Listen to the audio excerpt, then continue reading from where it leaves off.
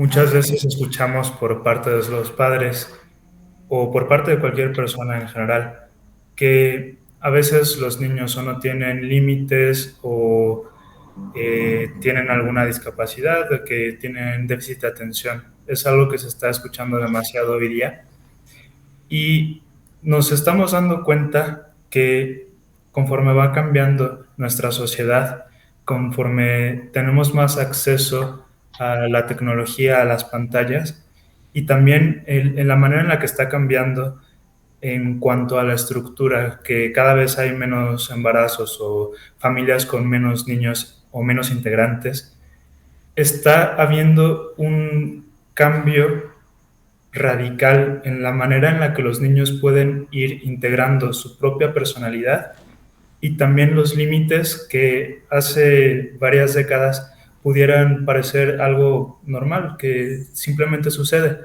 Entonces, vemos cada vez más niños con problemas para mantenerse quietos en un lugar, para mantenerse enfocados en algo, para diferenciar entre lo que es de alguien, lo que no es de él, lo que una persona puede sentir, lo que él puede estar sintiendo a diferencia de esta persona.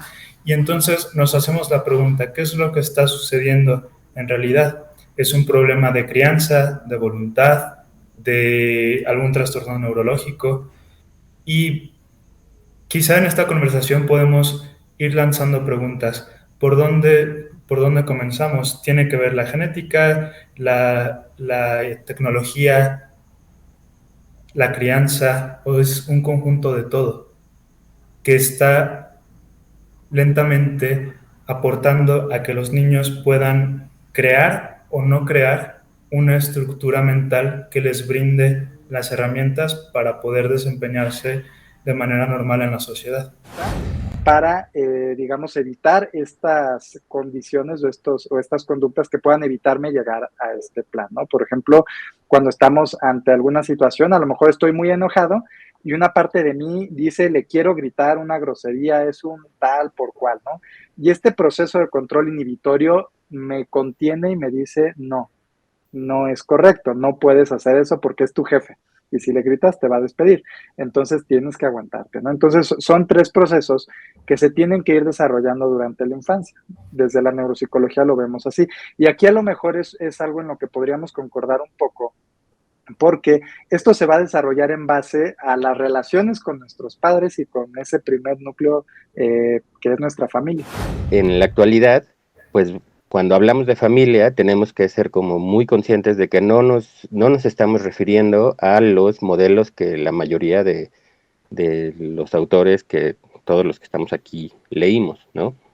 Son familias con distintos tipos de funcionamiento, con distintas formas de organización en lo vincular y en lo social, sobre todo en lo jerárquico, que me parece que es lo que viene este, digamos, como a cambiar, a dar un golpe sobre la mesa, porque entonces de repente podemos ver, pues no sé, la escena clásica que me parece que se puede ver cada fin de semana en una plaza comercial o en un cine, por ejemplo, a un papá tratando de razonar con su hijo, en un momento en que, por ejemplo, un chico no está muy dispuesto a ser razonable, ¿no? Eh, Me parece que ahí esas cuestiones como la autoridad, etcétera, entran en juego y empieza a mostrarse que hay formas, digamos, que resultan un tanto no muy claras, o que reaccionan de formas eh, como inesperadas para lo que se suele considerar como conductas que de parte de los padres organizan sobre todo las conductas de los hijos, ¿no? Como este tipo de mensajes. Me parece que lo que se puede hacer, digo, yendo ya más a lo que tú preguntas, Aira, eh, sería primero hacer una especie de, eh, pues, pues como de introspección, algo así por el estilo, tratando de ver, de discriminar las conductas o los patrones que están resultando conflictivos dentro del núcleo familiar y pensar qué cuestiones se pueden reconocer como propias o sí, sobre todo propias de los padres, que se puedan estar como, digamos, duplicando en los hijos, o si no duplicando, teniendo un efecto de respuesta, algo subida de tono o de volumen en los chicos, ¿no? Bueno, en los chicos y chicas. ¿Cómo puede estar mi hijo haciendo esto si yo no lo hago en casa? ¿Por qué hace esto? ¿Dónde lo aprendió? Y vamos a otros contextos como la escuela y vemos que sí hay conductas similares, pero si nos vamos a los papás de aquellas personas, volvemos a decir, realmente, ¿de dónde están sacando todo esto? Desde una perspectiva completamente diferente al psicoanálisis o a la neuropsicología, que es la del aprendizaje social, vemos que el niño aprende desde muchos lugares. Y aquí nos estamos metiendo con otras cosas, otros ejemplos que no están en casa, están a través de lo que se ve en películas, videojuegos, videos, ¿sí? Cortos. Es mucha la estimulación que se está teniendo hoy día con los niños.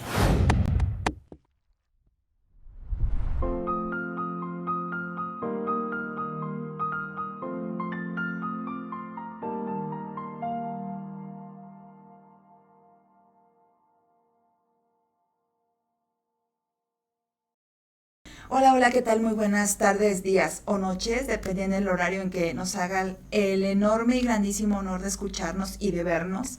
El día de hoy estamos con un grupo de expertos que forman parte de Iscalti, y la verdad es que me siento con un grandísimo honor que de verdad podamos ahora sí que convivir y platicar de estos temas que a veces nosotros decimos, perdón, ¿de qué me están hablando? No entiendo absolutamente nada, pero necesito ayuda. Entonces, el día de hoy ahora sí que, el orden de los factores no altera el producto. Alejandro Carrillo, licenciado, maestro, Ricardo Marín, y igual, licenciado maestro César Valencia. ¿Estoy en lo correcto? Díganme si son o doctores. Ahora sí que por favor me corrigen, ¿vale? ¿Qué les parece si nos vamos presentando poco a poco? El maestro Alejandro Carrillo, bueno, hemos tenido algunas pláticas con él. Tiene títulos y títulos y títulos, pero englobémoslo con que es neuropsicólogo clínico. Ricardo Marín, por favor, mejor dilo tú. Claro, soy psicólogo y tengo una maestría en psicoterapia psicoanalítica con algunos diplomados en psiquiatría para niños y adolescentes, en familia y sociedad y en fundamentos psicoanalíticos. Perfecto.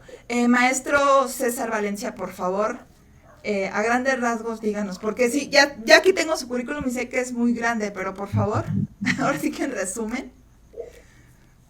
Ok, claro, bueno, soy psicoterapeuta con orientación psicoanalítica, y mis temas de trabajo son principalmente la discapacidad y los trastornos graves de la infancia. Perfecto. Y la verdad es que el día de hoy ustedes se preguntarán del otro lado, ¿qué tema vamos a tratar? Pues fíjense que este tema ellos no lo compartieron porque creo yo que ha de ser de vital importancia, sobre todo en la cuestión infantil. Y el tema es estructura mental de los niños, perspectiva psicoterapéutica y neuropsicológica. Me gustaría comenzar con esta cuestión de ¿qué es esto de la estructura mental de los niños? ¿Cómo podríamos, para las personas que nos están viendo del otro lado, cómo podríamos definir esto para los papás? Así que, ¿qué significaría? Para irlo desglosando poquito a poquito.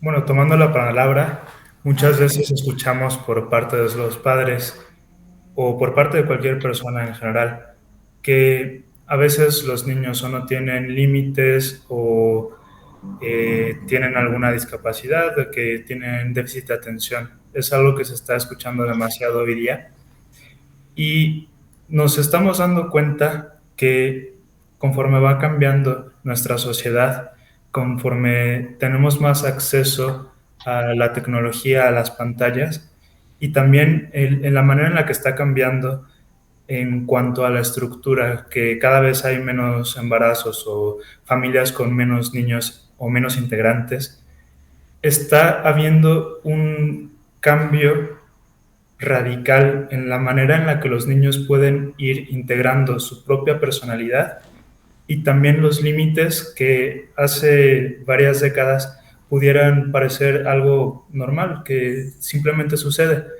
Entonces, vemos cada vez más niños con problemas para mantenerse quietos en un lugar, para mantenerse enfocados en algo, para diferenciar entre lo que es de alguien, lo que no es de él, lo que una persona puede sentir, lo que él puede estar sintiendo a diferencia de esta persona. Y entonces nos hacemos la pregunta, ¿qué es lo que está sucediendo en realidad? ¿Es un problema de crianza, de voluntad, de algún trastorno neurológico? Y quizá en esta conversación podemos ir lanzando preguntas. Por dónde comenzamos? ¿Tiene que ver la genética, la tecnología, la crianza, o es un conjunto de todo que está lentamente aportando a que los niños puedan crear o no crear una estructura mental que les brinde las herramientas para poder desempeñarse de manera normal en la sociedad? Creeríamos entonces, digo, y la gran mayoría de los padres mencionaría en este caso, y me gustaría que por favor los comentarios ahora sí que nos pusieran aquí abajito en las descripciones. Eh, por ejemplo, muchos papás a lo mejor decían, no, es que la educación es primero en casa y después la familia, perdón, la escuela. Habrá otros que mencionarán, no, es que es una combinación. Otros dirán que es la escuela. Pero en esta estructura de estos cambios que estamos viendo tan rápidos, ¿qué les podríamos decir a los papás para poder nosotros tener una estructura sana en un niño con tantos cambios? César, Bueno, licenciado. un poco desde la neuropsicología, sí aquí hay una distancia importante entre lo que mis compañeros consideran y lo que se ve desde la neuropsicología, porque para nosotros la estructura mental son tres procesos cognitivos que se van desarrollando desde la infancia mediante la estimulación, ¿no? Que seguramente hay un puente entre ambas perspectivas a la que no hemos llegado aún, o al que no hemos intentado a veces construir, pero bueno, para nosotros es el control inhibitorio, la planeación y la organización, ¿no? Que es, uno, la capacidad de planear nuestra conducta a futuro, con esta habilidad de prospección, pensando qué es lo que quiero hacer y cómo lo voy a lograr. Segundo, la organización, que es cómo lo voy a lograr, organizar mi conducta pensando en este objetivo que tengo. Y finalmente el control inhibitorio, que es esta capacidad que tengo de controlar mi propia conducta para, digamos, evitar estas condiciones o estas conductas que puedan evitarme llegar a este plan, ¿no? Por ejemplo, cuando estamos ante alguna situación, a lo mejor estoy muy enojado y una parte de mí dice, le quiero gritar una grosería, es un tal por cual, ¿no? Y este proceso de control inhibitorio me contiene y me dice, no, no es correcto, no puedes hacer eso porque es tu jefe. Y si le gritas, te va a despedir. Entonces tienes que aguantarte, ¿no? Entonces son tres procesos que se tienen que ir desarrollando durante la infancia. Desde la neuropsicología lo vemos así. Y aquí a lo mejor es algo en lo que podríamos concordar un poco, porque esto se va a desarrollar en base a las relaciones con nuestros padres y con ese primer núcleo que es nuestra familia. Ujú. Y si en la familia hay una disfunción o algo no que, que pueda apoyar y aportar a una educación, si está bien dicho, una educación, o a formar una estructura mental en un niño bien, a partir de ahí, ¿cómo podemos nosotros como padres darnos cuenta que a lo mejor y no estamos haciendo algo correcto y cómo podemos apoyar o ayudar a ese niño para que pueda justamente, pues sí, enfocarlo de una manera correcta? Ok, bueno, me parece que un poco como también apuntalando Ricardo y Alejandro han dicho, vamos empezando justo por esta parte como de la familia, ¿no? Casi todos los modelos clásicos de psicología, no solo el psicoanalítico, sino también no sé, el cognoscitivista, etcétera, etcétera, consideran el núcleo familiar como, digamos, como un principio de cualquier tipo de estructura. Sin embargo, a mí en este momento sí me gustaría como meter en la discusión o poner sobre la mesa que en la actualidad, pues cuando hablamos de familia tenemos que ser como muy conscientes de que no nos estamos refiriendo a los modelos que la mayoría de los autores, que todos los que estamos aquí leímos, ¿no?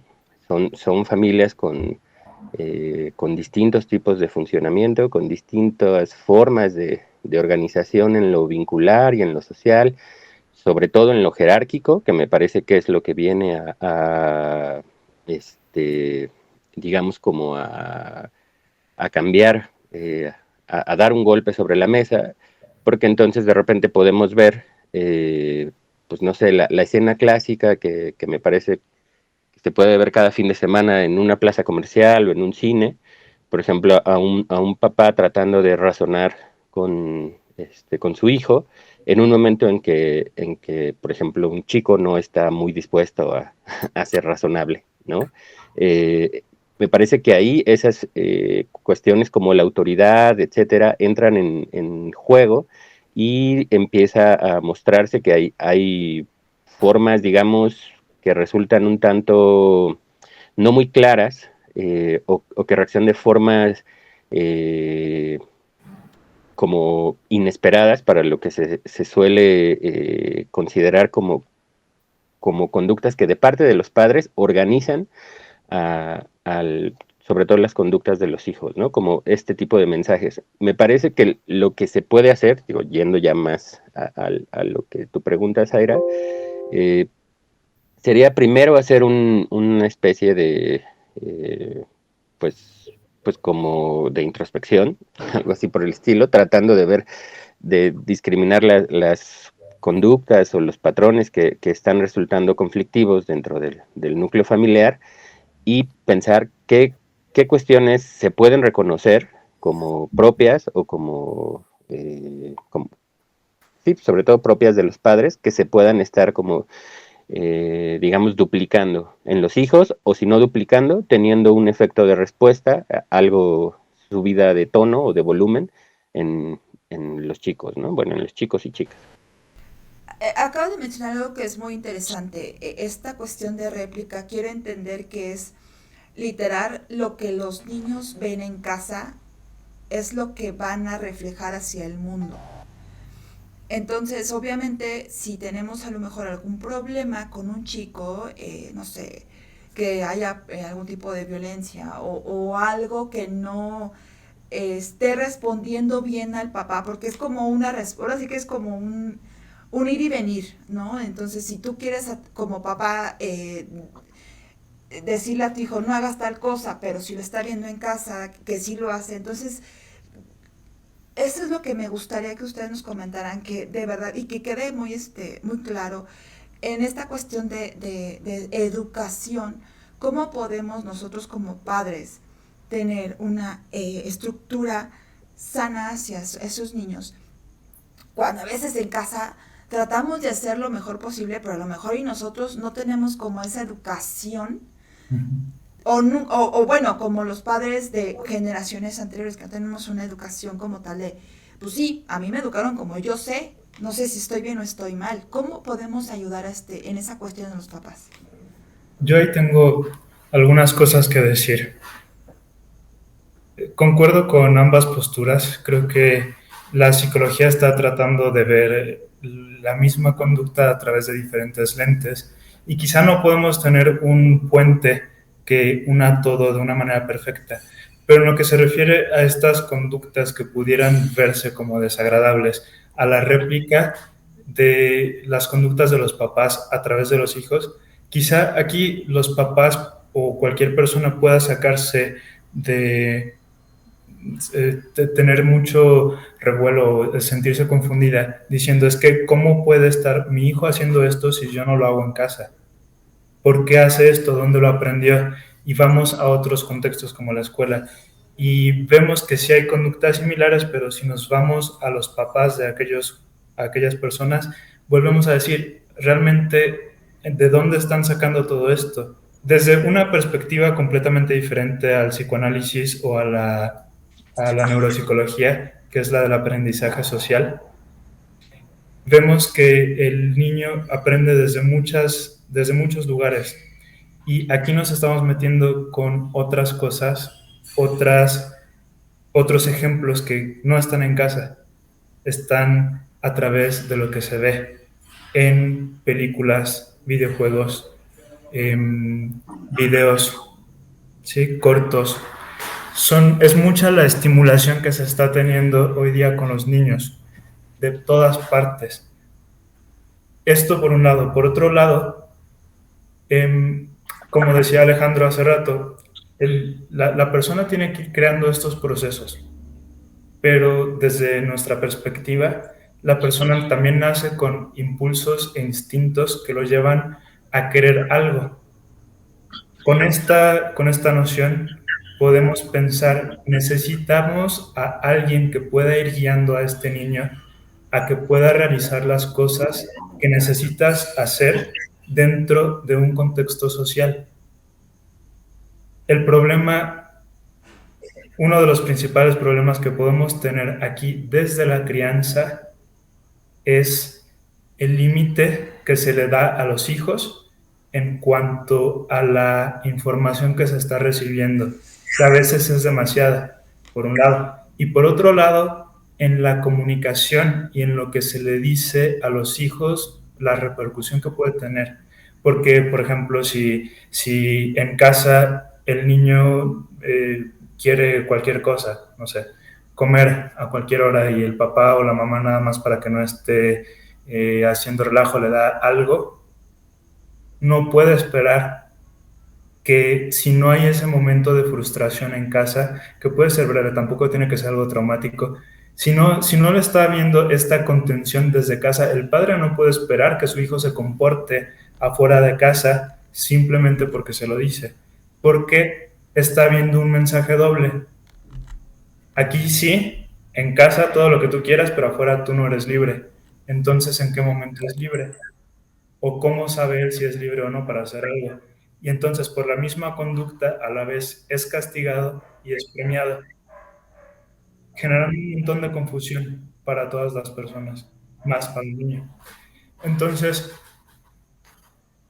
sin saber, ciertamente a los padres no se les enseña a ser padres, pero muchas veces por tratar de hacer las cosas más fáciles, por tratar de evitarnos un momento embarazoso o vergonzoso, dentro de casa o fuera de casa, al no ser nosotros los que ponemos un límite claro, que no necesariamente es doloroso, vamos generando esta confusión interna dentro del niño que le impide conocer cuáles son sus límites internos. Si él no sabe refrenar el impulso, ¿sí? Como decir, ok, quiero esto, pero también lo puedo tener en otro momento. O puedo tener esto, pero me lo tengo que ganar. O sí lo puedo tener, pero quizá en 2 horas cuando salga de aquí. Que es lo que decía, lo de la planificación, lo de la inhibición. Tiene que haber una instancia externa, en este caso los padres, que sea capaz de ayudarle al niño a ir integrando en sí mismo estos procesos para que sea el niño quien tenga la estructura para realizar o convivir con las demás personas. Bueno, aquí es un tema complicado y cuando trabajamos con niños y adolescentes, muchas veces el caso se complejiza en referencia al trato con los padres, porque mucho de lo que se tiene que trabajar con los menores se va a relacionar también precisamente con los límites que hay en casa, con la dinámica familiar y con esta estructura de otras personas que nosotros no tenemos en el consultorio. Y entonces tenemos que buscar primero concientizar a los papás respecto a estos factores que están influyendo en el niño. Desde esta parte de la neuropsicología, nosotros entendemos que el cerebro es un órgano altamente adaptable y cuando el niño está en sus primeros años de edad y se está desarrollando todavía el cerebro, lo que va a buscar es precisamente adaptarse a sus circunstancias de vida. Y entonces todas estas cuestiones familiares, externas, en cuanto a límites, crianza y demás, representan estímulos que le van a permitir al cerebro adaptarse ante estas circunstancias.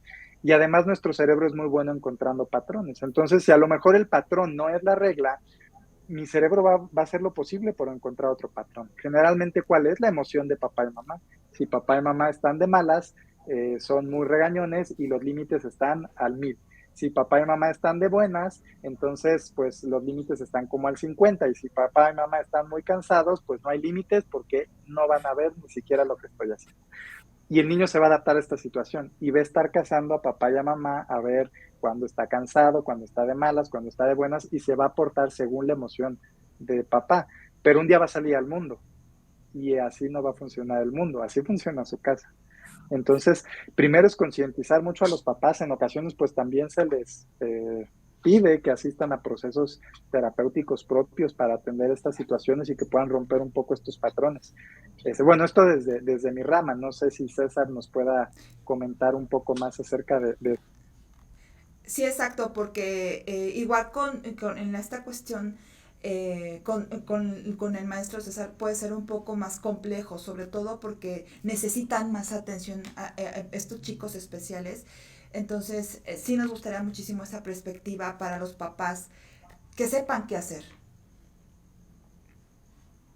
Eh, bueno, me parece que lo primero que hay que tomar en cuenta es que tanto adultos como niños, pues, vaya, no tanto adultos como niños, sino como adultos tenemos que reconocer que muchas veces nos vemos atravesados también en tanto la posición de hijos, de niños, etcétera, ¿no? O sea, estructuralmente, ahí hablo específicamente en un tema analítico, pues psicoanalítico como tal, estructuralmente todos somos hijos, todos tenemos una procedencia y como tal, esa pasa por una estructuración que se dio en otro momento de nuestras vidas, lo cual nos hace tener en ocasiones ciertas pues fantasías o suposiciones, a veces nada más acerca de lo que un niño o un hijo, un sobrino, etcétera, un alumno pueda estar experimentando. De hecho, ahí, digo, ahorita me acordé justo de una frase que no es de Freud, pero Freud la utiliza cuando habla un poco de los niños, que dice que justo el niño es el padre del hombre, ¿no? A mí me gusta pensarlo así porque justamente pues, todos los adultos provenimos realmente de haber sido niños antes, ¿no? Entonces, en cuanto tal, o sea, me parece que no es que haya una manera correcta para establecer todas esas cuestiones. Esa manera siempre se encuentra, así como lo dijo Ricardo y como lo acaba de decir Alejandro, esa cuestión se da de manera individual, ¿no? Con cada padre, con cada madre y sobre todo en cada situación, cuando, por ejemplo, cuando son, eh, no sé, padres separados, ¿no? Lo que se le llama regularmente así, pero bueno, que ahora familiarmente es, pues ya no es tan poco común. Eh, se trata un poco de poder acompañar a los chicos en estas cuestiones de experiencia. Volviendo un poco a tu pregunta anterior, eh, regularmente cuando se habla de límites en casi cualquier pues, mesa o charla sobre psicología, se tiene entendido que un límite es como una especie de, como de, como de conos de esos que uno ve en la calle donde de aquí no pasas, ¿no? Eh, y en, el enfoque analítico tiene no todo el enfoque analítico, pero unos autores específicos de la escuela inglesa suelen pensar el límite como una suerte de experiencia. ¿A qué me refiero con eso? Lo voy a decir así como de manera muy breve. Pensemos en un chico que está subiéndose a un árbol, una vez, tras vez, tras vez, y los adultos le dicen, o quizás sus pares le dicen, o sea, me refiero a otros chicos, no te subas que te vas a caer y te vas a lastimar. Eso N veces hasta que, chin, se cae y se lastima, ¿no? O pasa algo y ese límite se vuelve a partir de la experiencia, ¿no? A partir de la experiencia ese límite se instaura y no hay manera de que eso, digamos, se olvide, porque justo ya se vivió. Pero a lo que voy con esto, respecto a los padres, es que me parece que los padres como adultos, eh, al decir esto de, bueno, ya al haber dicho esto que dije hace un momento, de que al fin y al cabo todos provenimos de ahí, todos fuimos recién llegados en algún momento, eh, se puede acompañar a los chicos en este proceso de vivir la experiencia del límite, ¿no? Justo me parece que en razón de lo que decía Ricardo acerca de repente algunas situaciones que vemos donde pareciera que no solo los padres, porque no se trata de echarle la culpa a los padres, sino a veces como adultos, incluso como maestros, etcétera, pareciera que se les quiere ahorrar a los chicos la experiencia de límite, ¿no? O sea, como no se quiere que lleguen hasta allá porque pues se piensa o que se van a lastimar o que les va a ocurrir algo, cuando a mí me parece que lo más apropiado, más en estos tiempos donde las cosas cambian tan rápido, lo más apropiado es acompañarlos, ¿no? O sea, por ejemplo, en el ejemplo del árbol, siempre estar cerca y siempre tener como presente que algunas cosas pueden pasar y que algunas cosas no se van a poder evitar para los chicos. Y también dando espacio a que tengan su propio juicio, su propia experiencia, que hagan lugar a incluso a un aprendizaje en todos los sentidos de la palabra, así que en todas las escuelas psicológicas que hay, para que eso también determine su próximo estar, ¿no? Sus maneras de habitar en lo próximo. Sí, claro. Me parece increíble, y lo digo de esta manera porque estamos ahora sí contra el reloj y contra el tiempo. Porque, o sea, a lo mejor y podemos tener los papás mucho miedo ante tanta cuestión que estamos viviendo hoy en día y tenemos más preguntas que respuestas. A veces quisiéramos que no les pasara nada, a veces quisiéramos tenerlos en casa y justo, o sea, en la parte del límite, precisamente por ese miedo, no dejarlos vivir ciertas experiencias. ¿Por qué? Porque pues obviamente vivimos en una situación bastante compleja. Me gustaría muchísimo que les platicáramos a los papás, y no porque les queremos, porque aquí en esta cuestión, ahora sí que hago un paréntesis, nadie tiene la culpa, porque nadie creció siendo, pues, educado como vamos ahora sí que tratar a un ser nuevo, ¿no? Y la verdad es que por esto nos acercamos a especialistas como ustedes, para tener una respuesta, para tener un poquito de aire y oxígeno para que podamos nosotros educar a un ser humano pues lo mejor posible. En estas cuestiones, por ejemplo, mencionamos al principio la parte de de una perspectiva, en esta estructura sobre una perspectiva psicoterapéutica y neuropsicológica. Me gustaría en muy breve tiempo que podamos explicar esta pequeña Y para que los papás igual puedan identificar a qué nos referimos con esto.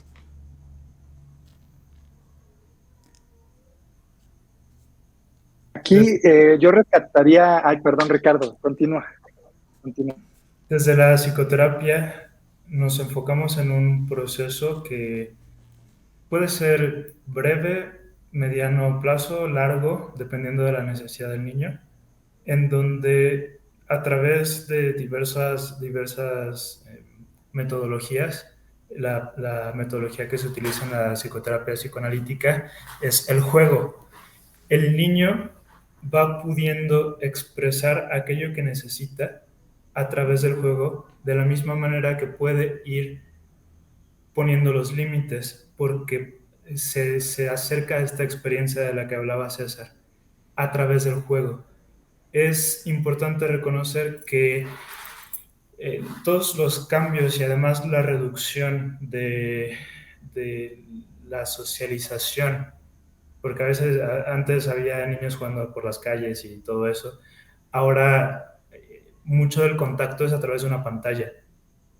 Entonces, esto está haciendo que no haya realmente un contacto o una instancia externa que le pueda ayudar a ese niño a encontrar el límite sin miedo a encontrarlo. Lo que decía César, si está subiéndose el árbol y el papá le está diciendo no te subas que te vas a caer, sabe que alguien lo va a sostener si se cae, por eso lo hace.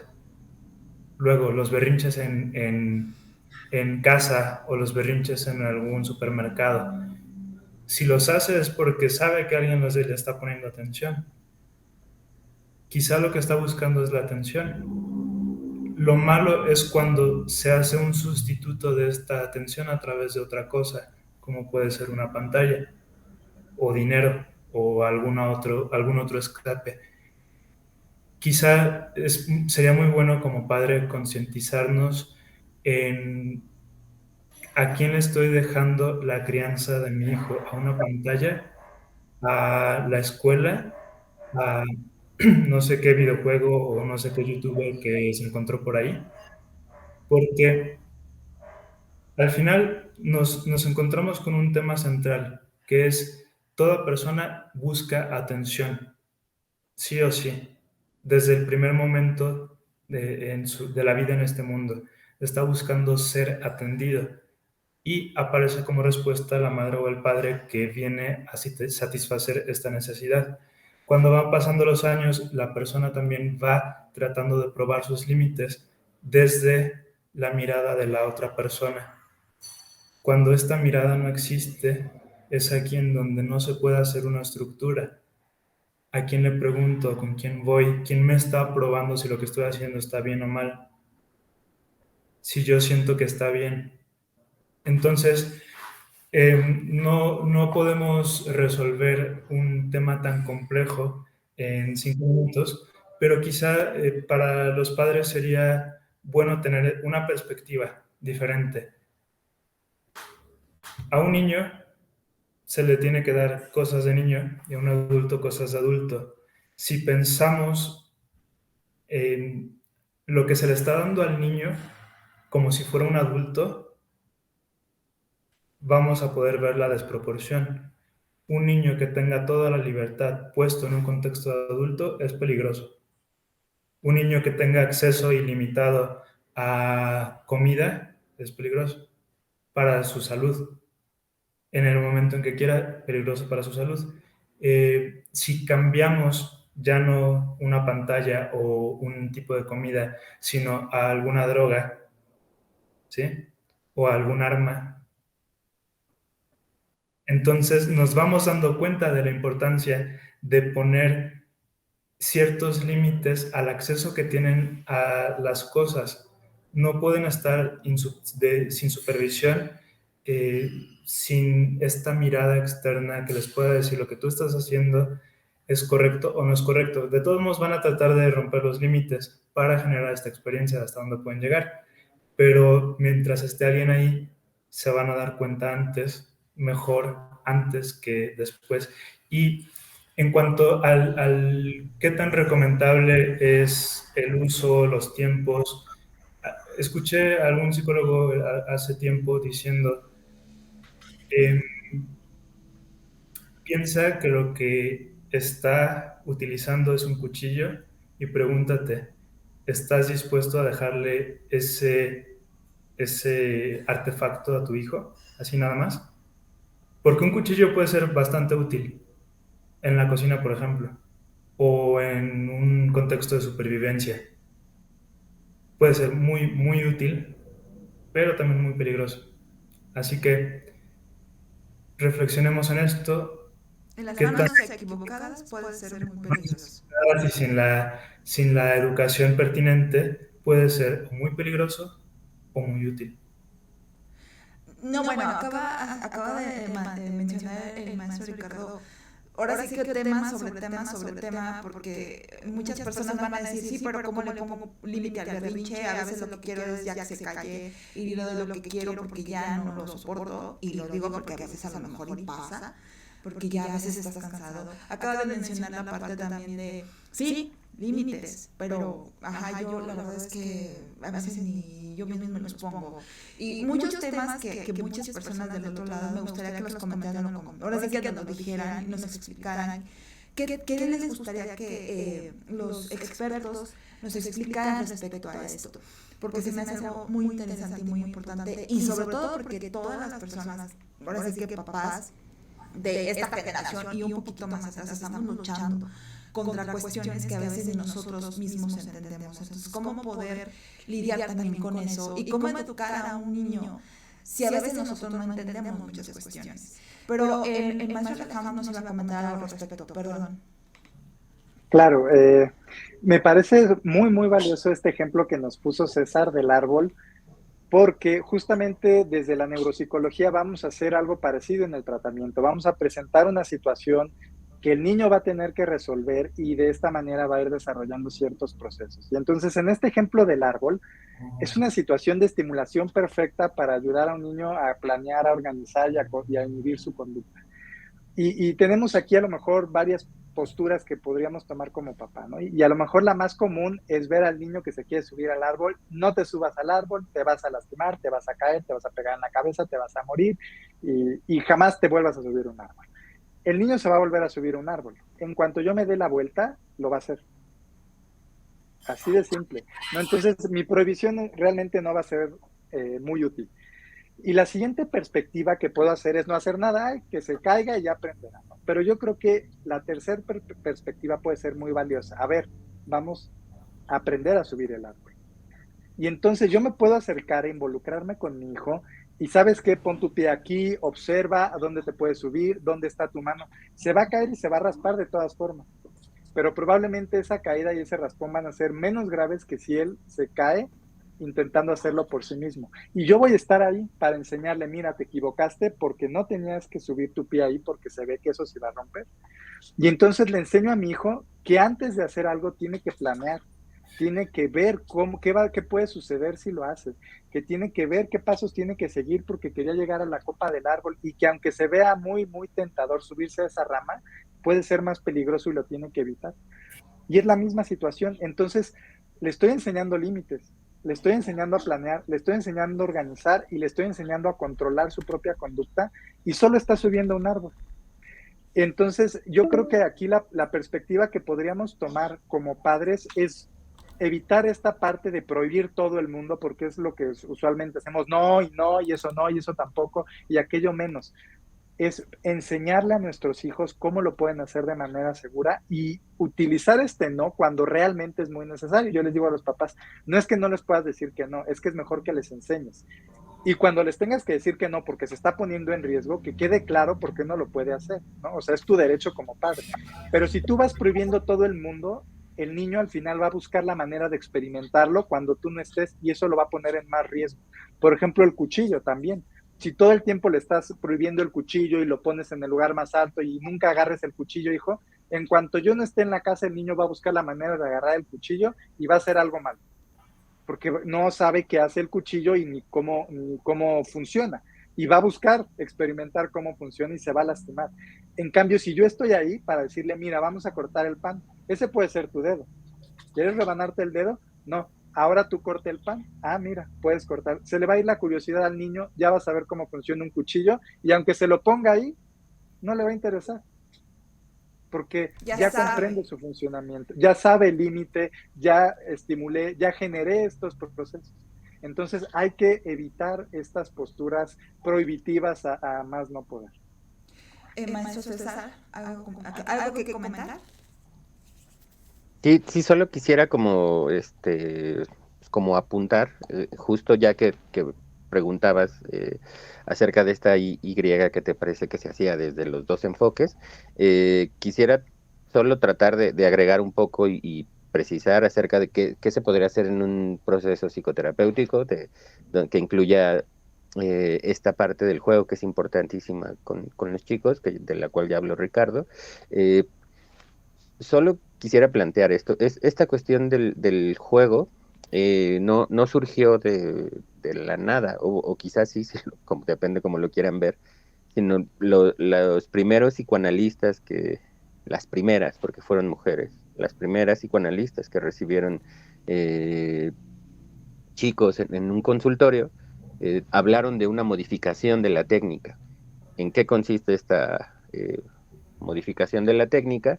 Justo en que con los chicos hablar y hablar y hablar y hablar, como sería una situación clásica de un psicoanálisis o de una psicoterapia, pues termina siendo como, se queda quizá quedando un poco corta. Entonces empiezan a hablar de, bueno, igual otra vez en la escuela inglesa empiezan a hablar de la play technique, la hija de Freud empieza a hablar también de justo de esta modificación en la técnica, donde hay que valerse del juego como una especie de sustituto de la palabra, etcétera, etcétera, que son los modelos, digamos, primigenios de lo que se hace en un psicoanálisis con niños, a tiempos en que ahora consideramos al juego, pero no solo el juego, cuestiones como el dibujo, como partes esenciales de lo que un niño puede mostrar en un consultorio ante un adulto que no son sus padres, y por lo tanto eso implica una relación como muy particular, vaya, no solo no son sus padres, no son ni sus tíos, ni sus maestros, etcétera, etcétera. Y ahí me parece que yo lo podría englobar en tres cuestiones muy específicas. Primero, una cuestión expresiva, así tal cual como hablar, ¿no? Como poder poner algo hacia otro, poder mostrarle a otro qué es lo que estás pensando, qué es lo que estás tratando de, qué es lo que te está pasando por la cabeza, pues. La segunda, que me parece que es justo de lo que venimos hablando, algo como acto, como una especie de experiencia. Yo creo que todos aquellos que hemos jugado algo, incluso ahora de adultos, los que jugamos, pues no sé, a lo mejor desde un juego de mesa hasta un deporte, sabemos que la sensación que deja al terminar el juego es uno se queda con una sensación distinta, ¿no? Sobre todo si la partida fue muy buena y si con quien jugaste nutrió la partida y acabó siendo muy interesante. Ahí se generan nuevas formas de articular lo que se está pensando. Uno después de una buena partida de juego, de algo muy divertido, no sale siendo el mismo. Y es un poco parecido, digo, estoy haciendo una analogía, pero es parecido a lo que se busca en un espacio de juego con chicos desde una orientación analítica. Y por último, que me parece, esto yo lo coloco como un poco de mi lado, o sea, me refiero a algo que a mí me parece que yo he encontrado en el trabajo con chicos desde esta perspectiva, es que justamente el juego también acaba poniendo a prueba cosas que los chicos piensan respecto del mundo o a veces ni siquiera tanto de los papás, a veces respecto de sí mismos. Y eso es interesantísimo, ¿no? Para un chico que de repente tiene muy definido cómo se puede describir, lo que puede decir, digamos, entre comillas, bueno de él o malo, etcétera. El juego es una pues es una gran herramienta, es una vía, pues, para poner en cuestión todas esas cuestiones. Entonces, me parece que cuando se conjunta todo esto y se da algo de esto en el chico, es muy difícil que un chico termine siendo exactamente el mismo que antes de haber pasado por ahí. Claro, ya tenemos muy poco tiempo porque yo entiendo que también cada uno de ustedes está con muchas actividades. Me gustaría que lo fuéramos resumiendo un poquito esta plática y para los papás que están del otro lado y que quieren apoyo, ayuda, porque con a lo mejor tienen alguna cuestión con sus hijos, me gustaría que nos dijeran en dónde los podemos contactar para que en dado caso igual los papás lo puedan hacer y se puedan acercar a ustedes. Pues los tres formamos parte de Iscalti y estamos en el equipo de Iscalti Interlomas. Se pueden comunicar directamente a los teléfonos de Iscalti y solicitar pues el apoyo, ya sea de la parte psicoterapéutica o de la parte neuropsicológica, con nosotros en esta parte de Interlomas. También ya tiene nuestro nombre, pueden pedir directamente a lo mejor una cita con Ricardo o una cita con César, a los teléfonos de Iscalti.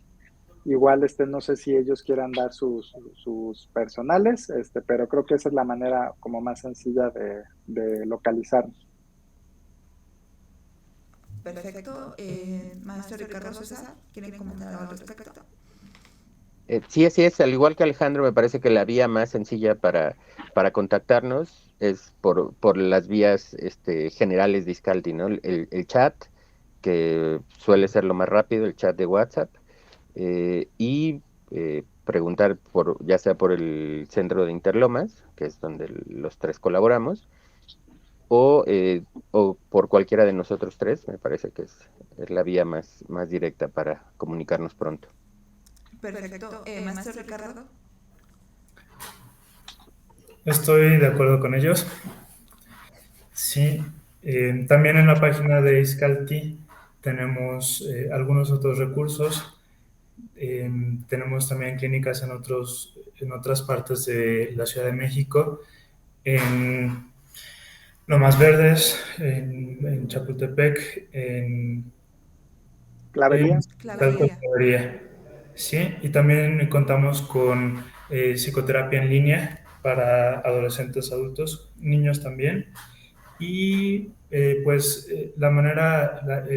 al ingresar en la página se pueden dar cuenta de todos los servicios que podemos ofrecer en psicoterapia de la psicoanalítica, de familia, en especialidades de aprendizaje, de, eh, de pareja, ¿sí? Tenemos varias ramas, no nada más estamos nosotros. Y también hay una rama específica que se encarga de ir generando estrategias de defensa, se llama Iscalti Prodefensa, en donde las personas interesadas pueden ir a cursos de manera presencial, en donde se les enseña desde cómo mantener una postura de protección hasta cómo enfrentar situaciones de riesgo. Perfecto. Acá abajo, ahora sí que ya sea que nos vean por YouTube o por alguna otra plataforma como Facebook o alguna otra, vamos a estar en las descripciones poniendo todos los datos que acaban de mencionar ahora sí que los expertos, para que ustedes tengan como una pequeña apertura y sepan hacia dónde dirigirse. La verdad es que esta sería una de muchas, que así espero que de verdad nos pongan aquí en los comentarios qué tema les gustaría que platicasen los expertos, ahora sí que como ellos, para que podamos tener ahora sí que un abanico de posibilidades y de apoyo si en dado caso tenemos algún problema. Creo que es algo adecuado y más en esta situación en donde estamos viviendo con cuestiones que a veces, insisto, no conocemos o no entendemos, o a veces los niños y los chicos están más adelantados que nosotros y quisiéramos saber qué hacer. Porque muchas preguntas, insisto, a veces tenemos más preguntas que respuestas. No sé si quisiera comentar algo al respecto ya como una conclusión en general de esta plática que tuvimos respecto a este tema, que de verdad se me hace, ahora sí que fue un pedacitito de toda la ramificación de lo que podemos platicar, porque cada uno, respecto a cada uno de sus temas, hijo, podemos hablar aquí 3, 4 horas y no podemos acabar nunca. Por favor. Yo creo Si quieren, ok. Sí, que bueno, así perdón. no, perdón, Ricardo, es que solo quería comentar algo antes de que se nos olvide, que me parece que es importante para que las personas que vean el podcast lo sepan. La forma de trabajo de Iscalti es importante, por eso, como verán, somos profesionales con distintos perfiles, con una formación distinta, porque justo la atención que tratamos de brindar en la clínica, pues tratamos de que sea integral y entonces de esa manera poder, digamos que traer más beneficio a las personas que se acercan a Iscalti. Entonces yo lo único que diría para concluir es eso, como que en caso de que se sientan interesados un poco, digamos como que les haya llamado la atención alguno de estas cuestiones que estamos planteando, pues bueno, acérquense también con la confianza de que en Iscalti hay pues bueno, una gama de servicios y de enfoques que en el cual seguramente se podrán encontrar algún beneficio, ¿no? ¿Alguien más? Maestro Ricardo, maestro Alejandro.